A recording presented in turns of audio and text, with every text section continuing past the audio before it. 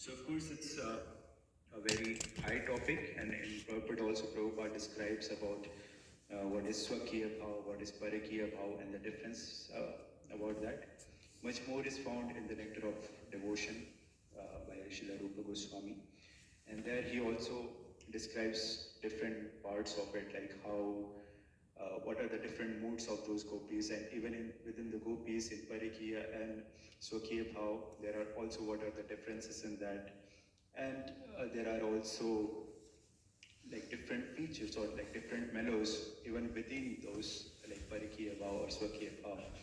So, of course, for us to understand in our condition stage, at least for me, I'm saying this is of course a highest topic, but to understand, and it is coming in the first canto. Like, of course, there are more description about this pastimes in the 10th canto of Srimad Bhagavatam, where you will learn more about the pastimes of Krishna and the gopis. But just to start here Prabhupada is also ending this purport with the same, like in the same mood. Had such things been mundane, a liberated soul like Shukdev would not have taken the trouble to relish them. Nor would Lord Sri Chaitanya Mahaprabhu have been inclined to participate in those subjects after renouncing worldly life. The stage is earned after many lives of penance. So something similar is also in the translation, or like something similar is also in this verse, where they are glorifying or they are thinking like, just think of his wives, like who actually got married with Krishna, how they must have undergone vows, baths, fire sacrifice, and perfect worship of the Lord of the universe constantly. So this stage or this uh, fortune cannot be achieved by somebody who's mundane or somebody who has this, still have this material desires. It's only because they must have performed so much austerities or penance in their past life that out of the result, like after performing so many austerities or devotional service in their past life, now they got this opportunity to actually be in the association of Krishna and relish that physical proximity with Krishna. And this thought is also expressed by the gopis, but because they are in Parakya Bhava, because they are not actually married to Krishna, they cannot freely express this, their thought or like their proximity to Krishna. And that's what these ladies are focusing here, like how these wives of Krishna are so fortunate, and even the gopis, when they think of this thing, they would faint. So for us, like, of course, there are different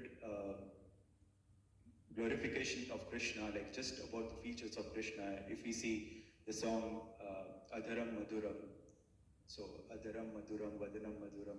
So Adhara means the lips of the Lord. So Adhar of the song itself, it starts with the Adharam Madhuram, the lips of the Lord. It's so beautiful.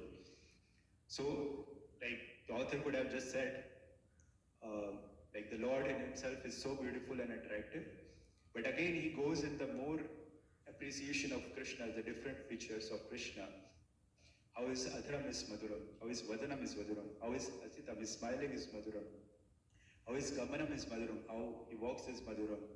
So then he finally concludes like, what can I say? The whole Lord, like the Lord of the Supreme Personality of Godhead, Krishna himself, is completely Madhuram. And then again he describes the different features of Lord and describes how everything is Madhuram. And same thing, like there are various topics which are like or the features of the Lord, which is described by the acharyas, and how if we see those features and meditate on those features of Krishna, different anarthas in our body, or like in our soul, or different anarthas that we have, it also dispels by meditation on those features. For example, when we take darshan of Krishna, of course we start from the lotus feet, and when we see the features, ultimately we go to the face of Krishna. If we have lusted desires, or if we are troubled by that, it is recommended that we should meditate on the eyebrows of Krishna, because eyebrows of Krishna is just like the bow of the Cupid. So the feature So if you have to get rid of the lusty desire, you should, like when you are taking darshan, you should meditate on the eyebrows of Krishna.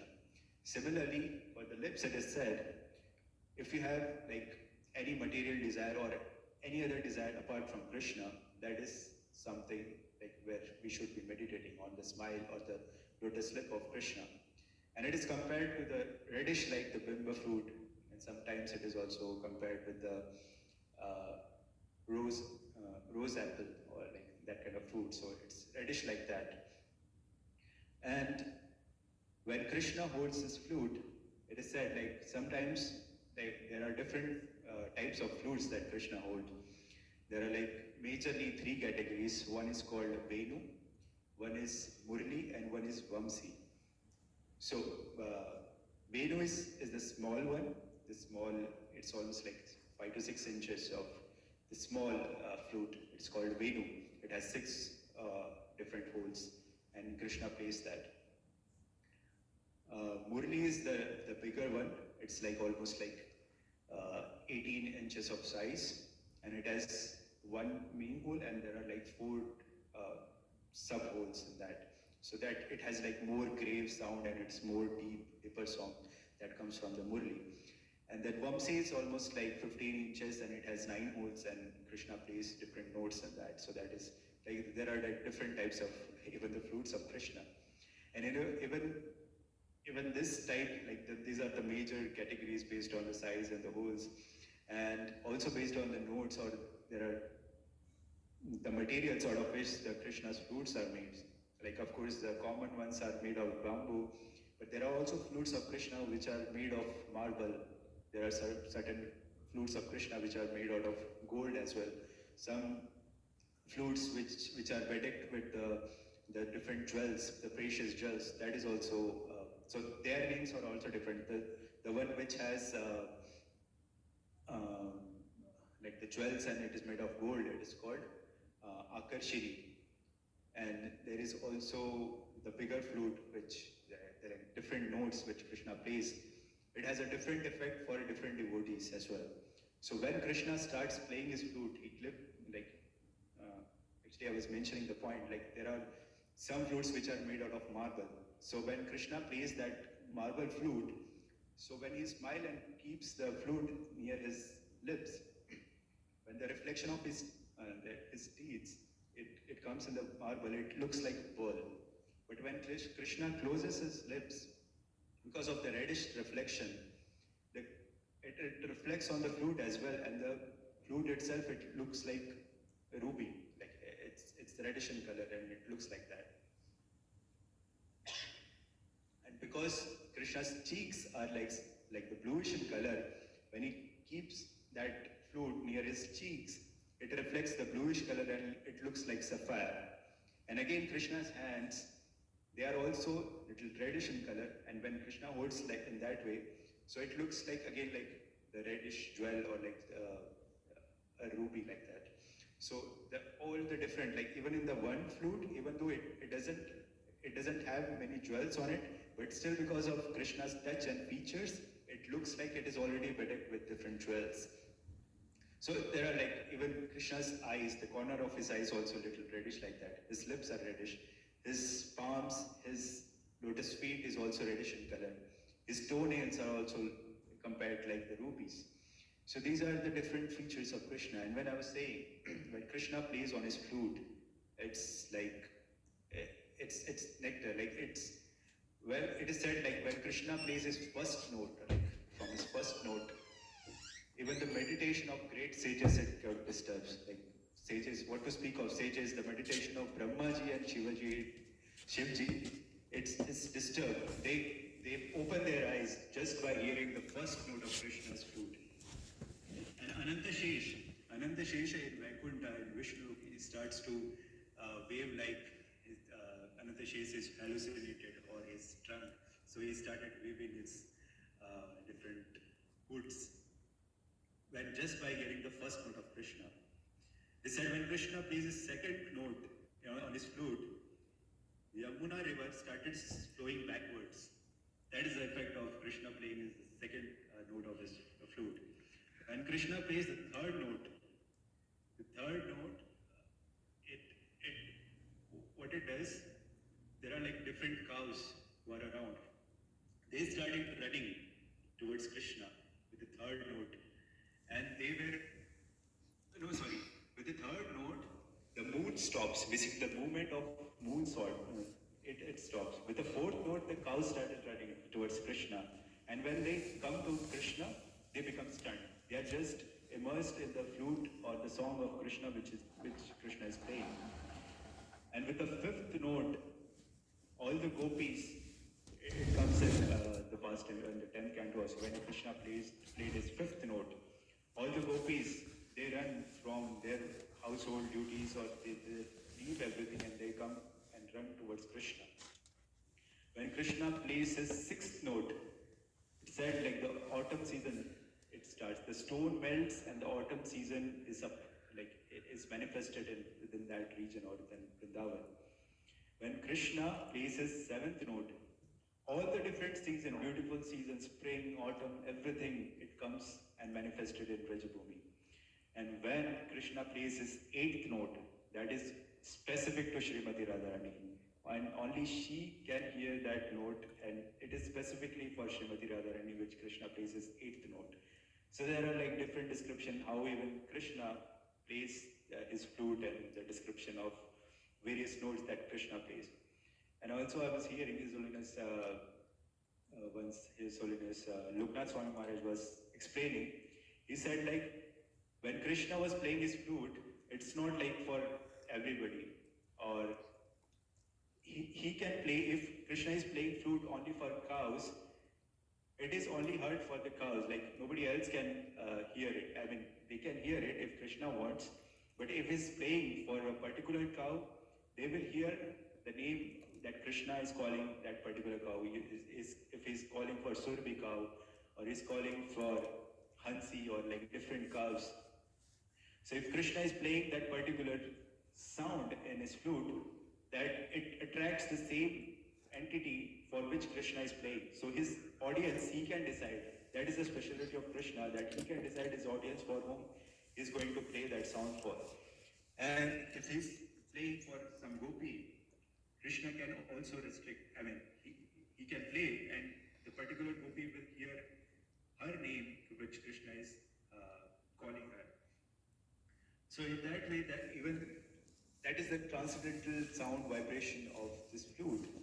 And how this comes from, that comes from the lips of Krishna. So there is also a separate section of the gopis glorifying the Venu. It's called the Venu Geet, where they are like describing how the fortune, what's the fortune of the flute, because Krishna always carries the flute with him. Without that, Krishna doesn't go anywhere. And the flute is always near to the nearest part of Krishna, that is always on his lips, which is something similar to this verse. They also aspire to be near to Krishna, but they are also like, in a way, becoming transcendently jealous with the flute, because Krishna always carries the flute. He always embraces his Krishna. The flute is always with Krishna. He always carries the flute with it, and always the flute is on the lips of Krishna, and Krishna plays it wonderfully. So they are comparing that how that like something which is reserved for us, for the gopis, the flute is taking all the nectar from Krishna's lips. And not only that, the flute is taking that, is also teasing us by producing the sound, by saying, just see how nectarine it is, the touch of Krishna's lips. I am tasting that, but you are not able to take. Just by hearing those sound, we become restless. So there are like particular sections of Venu Geet where gopis are glorifying that.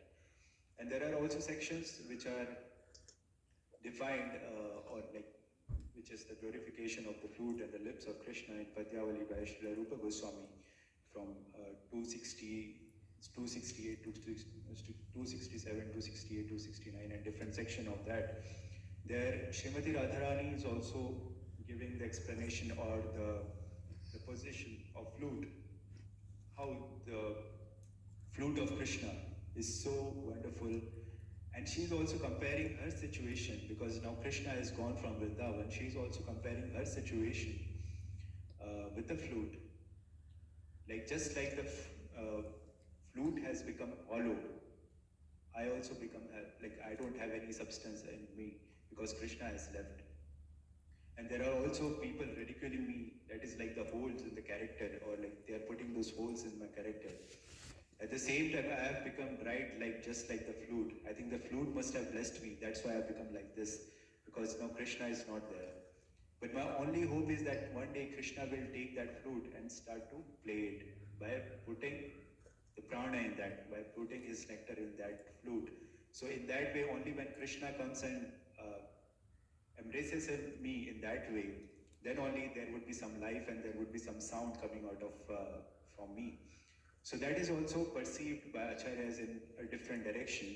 That is like when the prana is not there, or a living entity is not there, or when Krishna is not present, the transcendental sound vibration is the only hope that can fill the hollowness inside our bodies.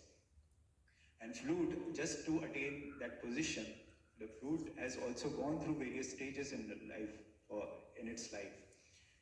It's not just like, of course, just like it is made out of mainly from the bamboo trees which I mentioned. So even the growing of bamboo tree, it doesn't grow in like 1 year or even 2 years, not even 3 years, 4 years, 5 years, nothing happens. You need to just water that bamboo tree. So it takes almost like 12 years for a bamboo tree to start to grow. But what exactly happens during that time? During that time, in those 12 years, bamboo trees actually they grow their roots. So they deepen, they are establishing their roots. Externally, you will not see that bamboo tree is growing, but like just by watering continuously and taking that that austerity of continuing and serving the water and preserving, giving all the necessary things which is required for the growth of the tree. But you won't see the results immediately, but it takes like almost like 11 to 12 years to grow. But when it starts to grow after 12 years, it just goes like, it grows like 1 feet, like 1 feet per week or something. In that speed, it starts to grow. But that is something which is required because later on it's going to take, it will be very tall. And for it to sustain, there has to be a strong root. So similarly, a devotee also has to perform various austerity and has to be patient while watering its soul by regular hearing and chanting and continuously, so that like ultimately, when there is a chance, when it starts to grow, the root should be strong. It should not be like only external growth or something material growth. It has to be has a strong roots. Similarly, after that, the bamboo is cut out of the there is a section of bamboo that is cut out of that tree, and it has to be dried, and there are holes that has to be pierced. It has to go through different phases, and then ultimately it comes to the association of Krishna, and then Krishna accepted and prays. And the perfection of that flute is only when that sound, transcendental sound vibration that goes through that flute and it attracts various devotees. That is something, a devotee becomes an instrument of Krishna, calling different various souls which are around this world. They have forget Krishna, and by that transcendental via medium, Krishna then calls various lost souls by calling their names or by attracting them towards Krishna. So this is the beautiful analogy that various acharyas give about the flute and how we should be transparent via medium, and we should be very patient while going through this practice of devotional service. Also, then one acharya says there is also Panchajanya, which is touched by, it's like the Panchajanya is the conch shell of Krishna. That is also touched by Krishna lips. But that association is also more of a formal, like whenever Krishna is coming or Krishna is going, then he announces through Panchajanya, or where during the war of Kurukshetra, Krishna played his Panchajanya, or during the change of various yuga, that Panchajanya is played.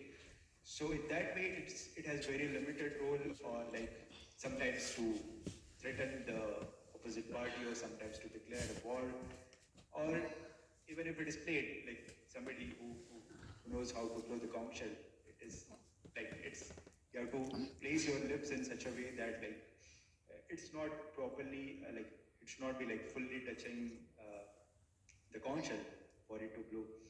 So in the same way, the flute has a different purpose. It is more intimate, it is more melodious, it's more full of rasas, and it's calling for the devotees.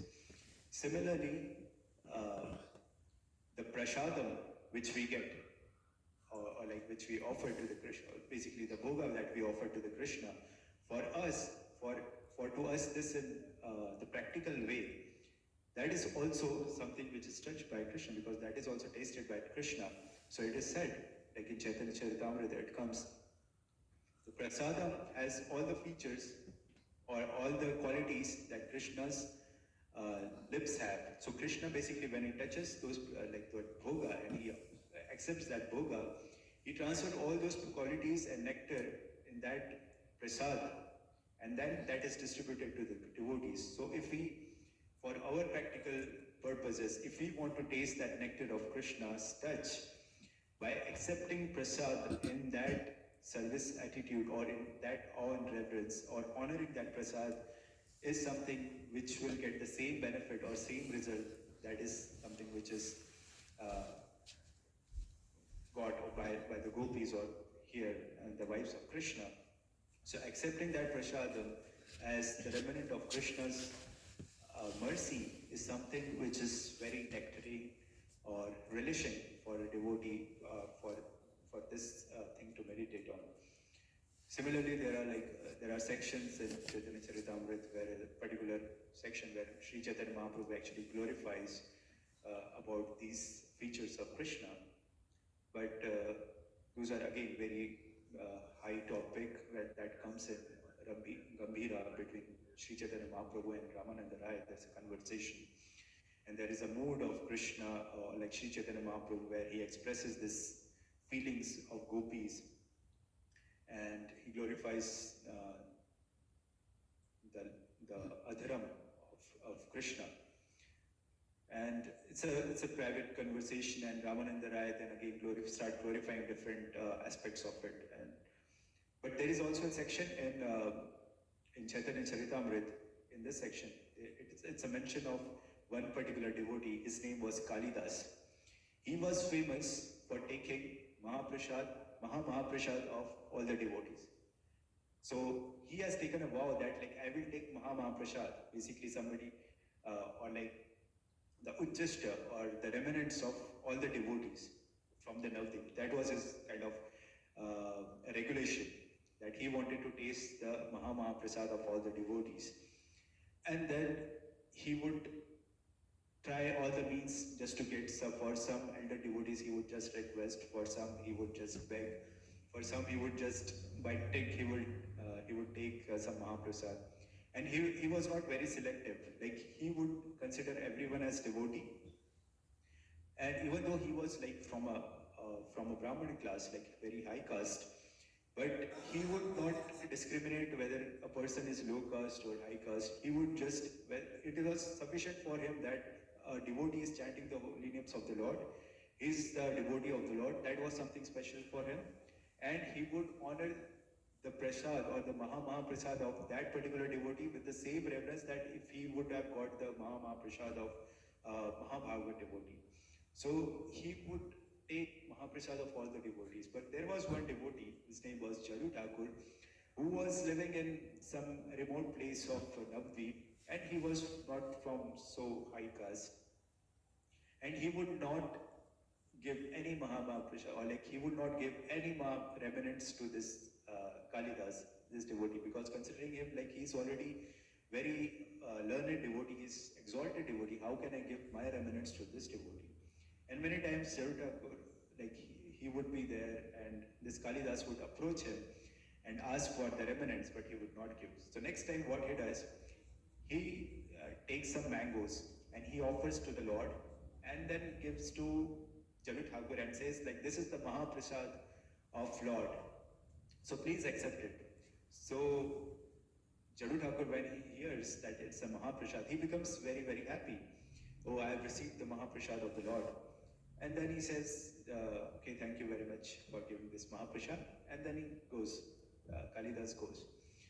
And then Jaru Thakur brings that mangoes with him, and then he cuts, and he and his wife, they both take the mangoes, and after that, just like the mangoes, we cannot consume it 100%. There has to be like the seed and the peels of that, which they ultimately go and throw it. So this Kalidas was actually hiding in that place where they actually threw the seeds and the peels, and he then honors that Mahamaprasad from that devotee, and then he becomes very happy that now I have tasted the Mahamaprasad from all the devotees.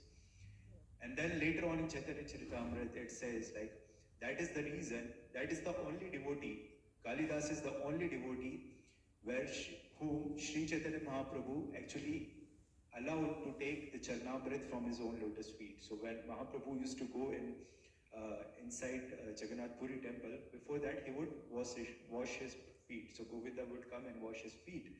And Kalidas, one time he actually went there, and directly from that he took the Charnamrit from the lotus feet of Sri Chaitanya Mahaprabhu, and he drank first time, and Sri Chaitanya Mahaprabhu didn't say anything. Second time also he drank, and the third time when he drank for the third time, then Sri Chaitanya Mahaprabhu said, okay, it's enough now. So right in front of Sri Chaitanya Mahaprabhu, he drank the Charnamrit in front of him, which Mahaprabhu would not like or would not allow to anyone or any other devotees. Because there is a same pastime that happened during the Gundicha Marjan when Mahaprabhu was cleaning the Gundicha temple. There is one Bengali devotee who came, and just by trick, like he was not, he was thinking that Mahaprabhu is absorbed in cleaning that Gundicha temple. Let me take this opportunity to take the Charnamrit of Mahaprabhu. So by trick, he just washed the lotus feet of Mahaprabhu and collected some water and sprinkled it on his face. So just by seeing that, Sri Chaitanya Mahaprabhu becomes so angry that he called Swarup Damodar, like, look what your Bengali devotee had done, or what your Gaudiya Vaishnava had done. And then he explains, and Swarup Damodar then takes that particular devotee out from the Gundicha temple and takes out, and he tells him, like, or he tells, like, it should not be done in that way.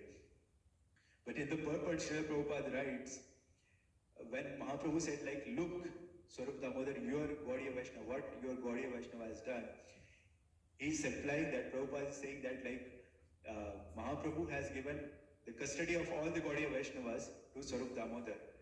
And that's why, like, if we have to approach Sri Chaitanya Mahaprabhu, we have to approach through the devotees, or if we are Gaudiya Vaishnavas, we should follow in the footsteps of Swarup Damodar, and whatever guidance he has given, we need to follow. And of course, in Krishna's pastime, Swarup Damodar in himself is one of the Sakhis, Lalita Sakhi and Vishaka Sakhi. In that way, it was intimately connected to Sri Chaitanya Mahaprabhu and Srimati Radharani. So these are the various pastimes associated with the Adharam and Madhuram of Krishna's lotus lips. Also, there is a small instance that comes in Damodar Lila. Harishwari, there are various reasons he gives why, like how Krishna, when after breaking the pot, and because of course Krishna came and wanted to have milk from Mother Yashoda, and Mother Yashoda offered that milk, and at the same time when she was feeding Krishna, she comes to know that there is a milk which is boiling inside. So she keeps Krishna aside and runs towards that boiling milk. So then Krishna becomes very angry and he breaks the pot. So he said, like, Krishna expresses anger by holding his lips, like sometimes we do, like anger, like in that way. So he hold this adharam. He's saying that he's holding, or he expressed, or Krishna expressed his anger by holding the lips from his teeth, like in that way, like he expressed his anger. So normally, in explanation he gives, like, normally if somebody has to express their anger, normally they do it by expressing it on the earth. Now, with that, it means like sometimes we like put our feet in this way, or like on the ground, or like or somebody is very angry, so sometimes he throws certain things, or like shows their anger. Or if you see small child, they would be on the floor and express, or like they would express their anger or disagreement in that way. So, but Krishna expressed his anger uh, by biting his lips. So he gives a poetic way to that. He gives a poetic explanation to that because the earth in Sanskrit is also called dhara. So earth in the form of dhara, Krishna actually came to deliver the earth or to deliver the dhara. So he cannot express his anger to the dhara or to the earth, to dhara. So that's why he expressed his anger to his adhara. Adhara is the lips, the adhara of Krishna. So he expressed his anger by biting his lips. In that way, he is poetically explaining that how Krishna expressed his anger during Damodar Leela. So these are the various pastimes expressed in this context. And of course, to understand the Swakhiya and Parikhiya we need to take shelter of devotees who have actually understood this. And in that way, someday we will also understand this Swarupa and Madhurya Ras of Shri Krishna. And we should serve this devotee, and we should, for all practical reasons, if we have to taste this nectar of Krishna's lotus lips, it can be done through the prasadam. We can accept that in that mood. And second thing is through the scriptures. That is also coming out of the lips of Krishna. So through the scriptures, through the sound vibrations, we take shelter of Krishna and we can taste the same nectar in our lives. Thank you very much. If you have any questions and comments, you're welcome to.